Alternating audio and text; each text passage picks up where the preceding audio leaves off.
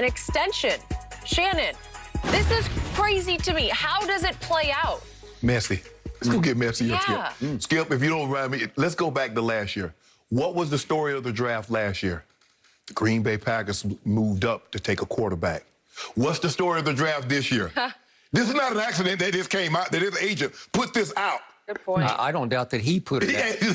This is not an accident, Skip. Yep. Oh, you want to show me up. This was the ultimate touche. Yes. Oh, you thought you was in the catbird seat. We gonna show Aaron Rodgers. We back in control. Okay, this is what I'm gonna do. Boom. And you saved it for draft day, right? For a draft. Because he could have released this, Skip, because here's the thing. This goes back not just last year, Skip. This goes back 2 years ago when they hired the new coach.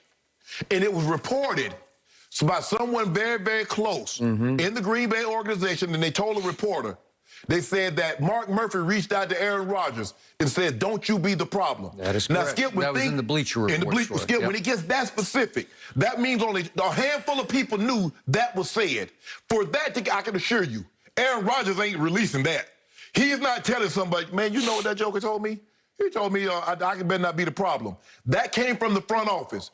And what we've seen from Aaron is not very forgiving. He's not easily forgiving. He holds grudges. He didn't forget that. He's like, y'all leaked that. Y'all leaked that to make me look bad.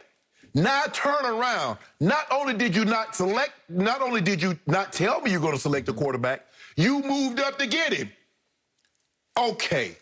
I watch all these other quarterbacks that have the cachet that I have.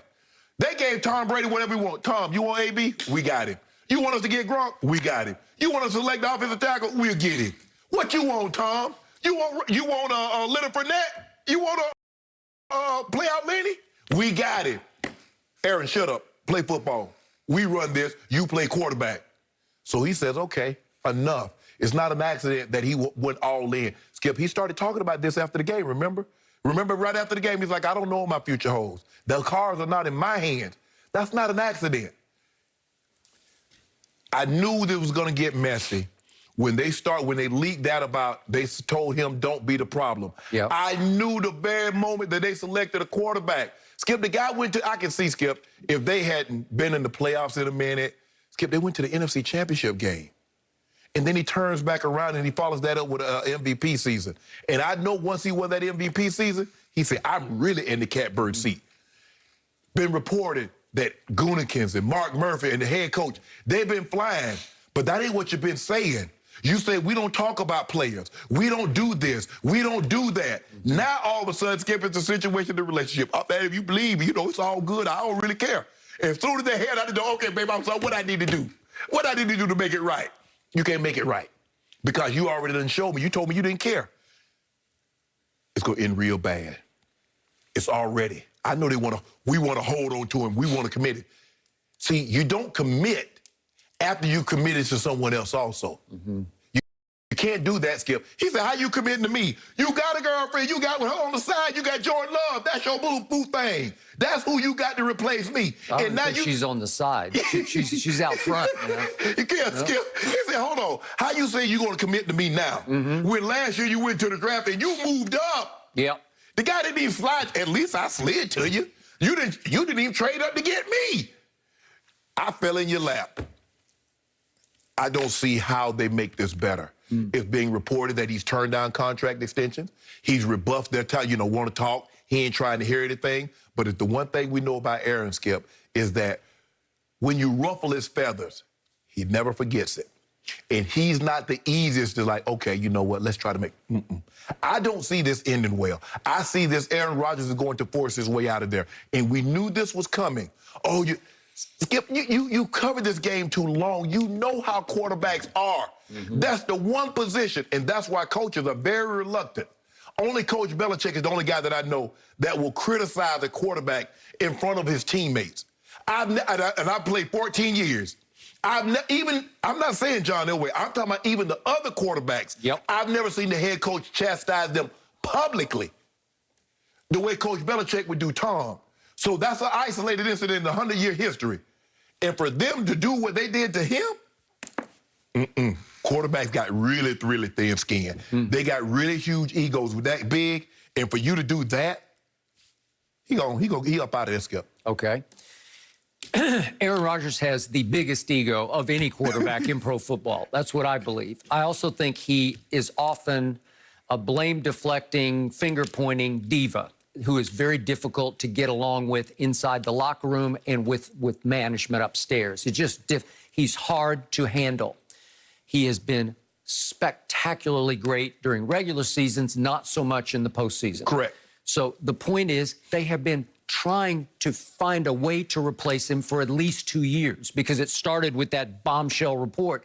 They're trying to ease him out the back door for 2 years. Right. And Jordan Love was their first attempt that was public and in his face to go to, and they did not notify him. They did, and they said last night, Gutekunst said, well, things happen on the fly in a draft. There was no time. No, there was time. You knew you were taking a quarterback. You could have pulled it off. Exactly. You could have made one quick call to him just to say, hey, just so you know this is coming, and it would have made him feel slightly better, but only slightly better. And they didn't confer with him about the coaching situation. He was totally left out of the loop and just said, don't you be the problem, though. Well, that was the call from Mark Murphy, yes, just informing Aaron that we just hired this unknown kid, correct, right? He's just a kid, yeah, Matt LaFleur, correct, who was on the Washington staff, right? And that was the phone call, reportedly, that Mark Murphy ended with, from this point forward, don't you be the problem. Right. Okay. And that got out. Okay, it got out, but he was put on notice publicly by his manager. Yes. Going all the way to the top. Yes. Okay, so to your point, yesterday was his get back, and he waited a whole year to get even with them, and then he just threw it right in their face on draft day leading to draft night. And yet they threw it right back in his face because Gutekunst, after the draft last night, said, we will not trade Aaron Rodgers. And the point was, to me, their pride got, they got all up into their own feelings, and they were basically saying publicly, we will do this on our timetable, not your timetable. Yeah. Because clearly Jordan Love was not ready last year. We didn't have any preseason, so I don't even know what he looks like. Right. They said in practice he was not very good. But it's hard to know until you have any kind of game-type situation to see what he can do. And I don't know his game, so I'm shooting in the dark about how good Jordan Love can be. Well, you talk to people in Kansas City, and you talk to Kelsey, and you talk to those other guys. We saw in practice Patrick Mahomes was going to be special. Okay, they knew from day one in practice. Okay, well, obviously, nobody's saying that in Green Bay. So it's possible that they're waiting for next year's draft, that maybe they're saying, we'll get our quarterback of the future the next go-round. Wow, Skip, if Aaron Rodgers is your quarterback, you're not going to lose enough games to be in position to get one of the Sam Howells of North Carolina or the Spencer Rattler. Maybe you have to, who knows? Maybe it's a free agent move. Maybe, who knows what it is. Right. But they're not ready to do it yet. Right. They need Aaron to be their quarterback for one more year, and they are going to try to enforce their right to have him as their quarterback. So is this going to be a bloody, messy holdout situation? It is. Where he just won't report, and then he won't play for how long? How long does he want to sit and not get paid? Well, how long will that go? Skip, don't know him well, but just watching his mannerisms. When he digs in, he digs in. We know there's some issues, some things that have happened, be it family-wise, and he doesn't seem to be as forgiving as some people would. That's true. Now, that's with his family. Yep. You think he's going to be less than forgiving? Where he's alienated from some of his family. After you guys did that, Skip, you called a man and told him, don't you be the problem. Yep. He like, as if I was the problem. Skip, if you tell me don't be the problem, what are you telling me? I'm the problem. Okay, so I'm going to just put this back in some quick perspective about how Green Bay, where your brother played, and you know this well, it's called Title Town. It is.